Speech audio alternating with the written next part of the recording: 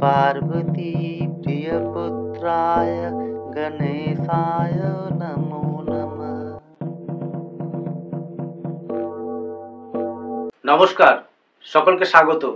শুরু করছি জ্যোতিষ অনুষ্ঠান হিতৈষী। আজকে আলোচনা করব মেষ রাশির বিষয়ে। 10 তারিখ থেকে আপনার জীবনে উল্লেখযোগ্য পরিবর্তন ঘটতে চলেছে, তাই 3 সপ্তাহের রাশিফল বলবো। 10ই ডিসেম্বর থেকে 31শে ডিসেম্বর 2024 কেমন যাবে। তো এই সময়টাতে আপনার জীবনে কি কি ঘটতে পারে, কি কি বিষয়ে ভালো আসতে পারে, কি কি বিষয়ে সতর্ক থাকা দরকার, সবই আমি জানিয়ে দিচ্ছি। শুরুতেই যে গ্রহ পজিশন আছে সেটা আমি স্ক্রিনে ডিসপ্লে করছি, আপনারা দেখতে পাচ্ছেন।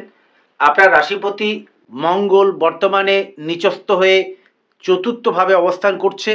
সমসপ্তমে শুক্রের অবস্থান আছে, যেটা এই মাসে আপনার পক্ষে উল্লেখযোগ্য পরিবর্তন আনতে পারে। তো 10 তারিখ থেকে টানা 21 দিন আপনার পক্ষে যথেষ্ট ভালো যাওয়ার সম্ভাবনা। মাঝখানে দুটো দিন 20 এবং 21 তারিখ একটু সমস্যা আসতে পারে।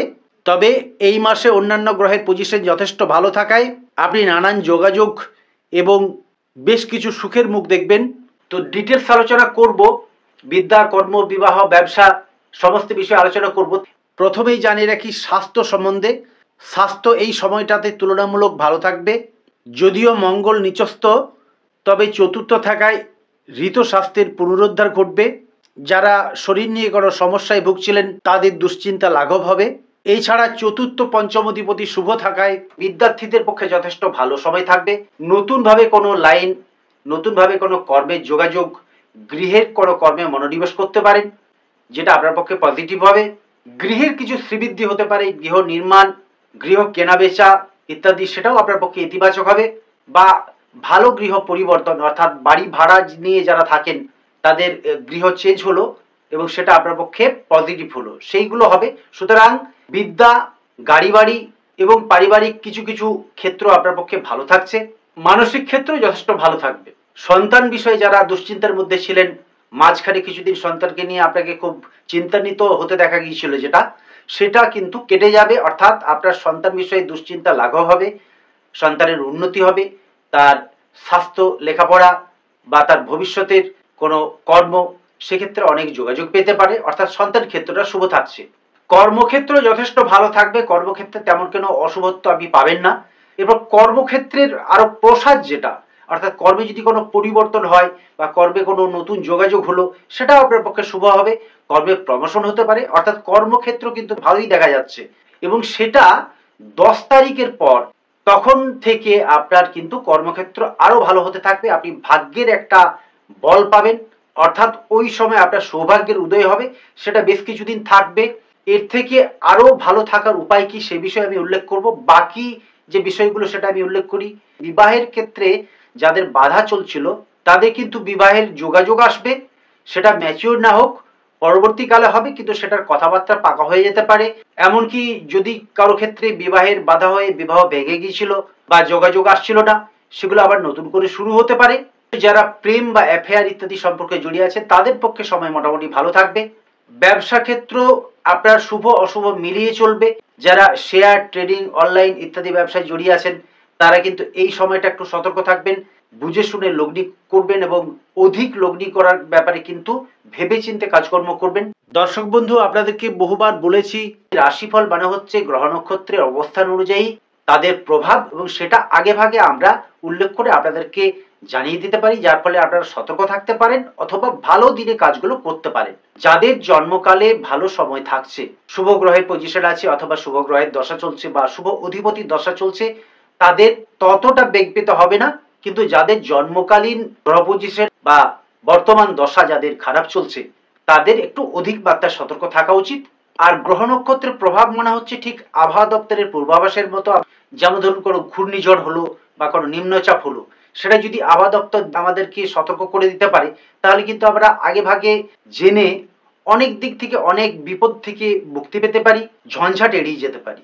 তো রাশিফলটাও হচ্ছে কিন্তু সেরকম ভাবে আপনাদেরকে আগে ভাগে জানিয়ে সতর্ক করে দেওয়া, যাতে আপনি কোনো ঝঞ্ঝাট বা বিপদের মধ্যে না পড়েন। তো মেষ রাশির বন্ধুরা এখন থেকে সজাগ থাকুন, কারণ 2025 সালের মার্চ মাসের পর আপনাদের 7.5 শুরু হতে চলেছে। ওই সময় নানান সমস্যা দেখা দিতে পারে। আগের থেকে যদি সতর্ক এবং সজাগ থাকেন তাহলে তত সমস্যায় পড়তে হবে না। তবে এখন থেকে মার্চ মাস পর্যন্ত আপনাদের সময় যথেষ্ট ভালো থাকবে, তাই প্রতি মাসের রাশিফল জানতে চ্যানেলটিকে সাবস্ক্রাইব করে রাখুন। পরবর্তী রাশিফল আপনাকে উপকৃত করতে পারে। এরপর যারা মামলা মোকদ্দমা বা কোনো আইনি ঝামেলায় জড়িয়ে আছেন তাদের পক্ষে কিন্তু শুভ সময়। তারা ভালো কিছু যোগাযোগ এবং আপনার ফেভারে কিছু কিছু জিনিস দেখতে পাবেন। আয়ের জায়গাটাও ভালো থাকবে, কিন্তু সঞ্চয়টা হবে না, অর্থাৎ আয় আপনার হবে, ব্যয়টাও কিন্তু ভালোই হবে। কিছু জিনিস আপনি কিনতে পারেন। তবে যে কোনো কাজ করার ব্যাপারে সঠিক সিদ্ধান্ত নিয়ে কাজ করবেন এবং হঠকারী হবেন না, সংযমী হবেন। অর্থাৎ আপনি যদি মানিয়ে চলতে পারেন, বিতর্ক বিবাদ বা বচসায় না যান, স্বাস্থ্য বিষয়ে যদি আগে থেকে সতর্ক থাকেন, আপনার কোনো সমস্যাই আসবে না। কিন্তু যে সময় গরম থাকে সেই সময় গরমটা আমাদের পেতে হয়, যে সময় ঠান্ডা থাকে সেই সময় ঠান্ডাটাও আমাদের পেতে হয়। তো এই যে প্রাকৃতিক পরিবেশ, এই প্রাকৃতিক পরিবেশকে আমরা কিভাবে কাটাই? যখন গরম করে তখন আমরা ফ্যান চালাই বা এসি চালাই, আর যখন ঠান্ডা লাগে তখন লেপ বা কম্বল ঢাকা নিই। তো গ্রহ নক্ষত্রের প্রভাব ঠিক প্রাকৃতিক পরিবেশের মতো। সেক্ষেত্রে রাশি ফলে কিন্তু এটা ভীষণভাবে আমরা পাই এবং গোচরে দীর্ঘকালীন যে গ্রহগুলো থাকে তাদের প্রভাব যথেষ্ট আমাদের জীবনে আসে। আপনাদের যখন ভালো থাকে তখন কিন্তু আমি ভালোগুলো আগে থেকে জানিয়ে দিই, আর যখন কোনো খারাপ প্রভাব থাকবে তখন জানিয়ে দিয়ে আগে ভাগে সতর্ক করাটাও আমাদের কর্তব্য। তো আপনার ভালো হোক, আপনার যাতে কোনো সমস্যা না আসে সেটা আমি ঈশ্বরের কাছে প্রার্থনা করি। কিন্তু যদি কোনো সমস্যা হয়, যদি অশুভ প্রভাবের দ্বারা আক্রান্ত হন, কিভাবে আপনি ভালো থাকবেন সেটাও আমি উল্লেখ করছি। এই চ্যানেলটা সাবস্ক্রাইব করে বেল আইকনটা অন করে রাখুন। জ্যোতিষ সম্বন্ধে বিভিন্ন তথ্য নিয়ে আমি আলোচনা করি, যেটা আপনার কাজে লাগবে। এরপর যারা ভীষণ সমস্যায় আছেন তারা কি করলে ভালো থাকবেন তার উপায় আমি বলে দিচ্ছি। যাতে কোনো সমস্যা না আসে, যাতে আপনার ভালো হয়, তার জন্য আপনাকে দুটো গ্রহমূলের কথা বলে দিচ্ছি, অনন্ত মূল এবং ব্রহ্মযষ্টি মূল। এই দুটো গ্রহমূল আপনারা ধারণ করবেন, তাহলে যথেষ্ট শুভ ফল পাবেন। তো আজকের মতো ভিডিওটি শেষ করছি। চোখ রাখুন পরবর্তী ভিডিওর দিকে। আর এই অনুষ্ঠান কেমন লাগলো জানিয়ে অবশ্যই একটা কমেন্ট করবেন। আর জ্যোতিষ বিষয়ে আপনার যদি কিছু জানার থাকে, যদি কিছু প্রশ্ন থাকে, আপনি কমেন্ট করতে পারেন। পরবর্তীকালে আমি সেই বিষয়ে ভিডিও বানাবো। আর যারা রাশি লগ্ন জানতে চান তারা জন্ম তারিখ, জন্ম সময়, জন্মস্থান উল্লেখ করে কমেন্ট করবেন।